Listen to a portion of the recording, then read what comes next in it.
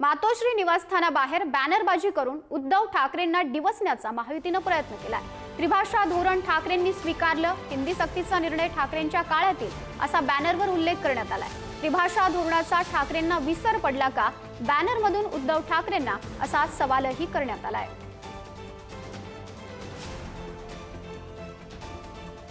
मातोश्री निवासस्थानाबाहेर बॅनरबाजी करून उद्धव ठाकरेंना डिवचण्याचा महायुतीकडून प्रयत्न करण्यात आलेला आहे। त्रिभाषा धोरण उद्धव ठाकरेंच्या काळात स्वीकारलं होतं असं सुद्धा त्यांनी दावा केलेला आहे। त्रिभाषा धोरणाचा ठाकरेंना विसर पडला का असा सवाल या बॅनरवरून करण्यात आलेला आहे। मातोश्री निवासस्थानाबाहेर महायुतीनं ही बॅनरबाजी केलेली आहे आणि त्रिभाषा धोरणावरून उद्धव ठाकरेंना सवाल उपस्थित करण्यात आला आहे।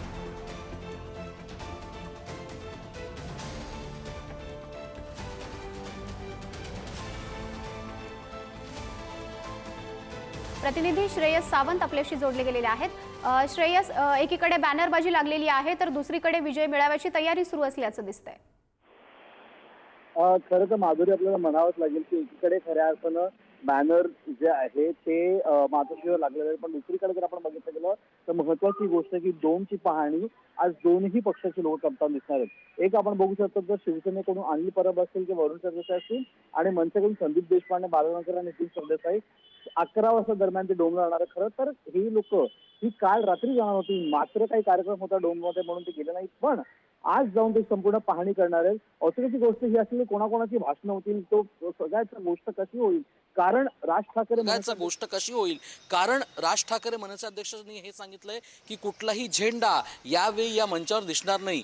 जे पत्रक पण निघालंय त्याच्यात राज ठाकरे आणि उद्धव ठाकरेंचे एकत्रित नाव आहे आणि हा मराठी माणसाचा विजय, त्यामुळे कुठे ना कुठे आता त्याची उत्सुकता असणार आहे। पण पाहणी करायला मनसे आणि ठाकरे गटाची जी मंडळी असेल, जी नेते मंडळी असतील ती 11 वाजता सुमारास डोमला जाणार आहेत। माधुरी, नक्कीच धन्यवाद श्रेयस आपण दिलेल्या या अपडेटसाठी। तर मनसे आणि ठाकरे सेनेचे नेते वरळी डोमची आज पाहणी करणार आहेत। विजयी मेळाव्यासाठी दोन्ही पक्षाकडून तयारीही करण्यात आलेली आहे।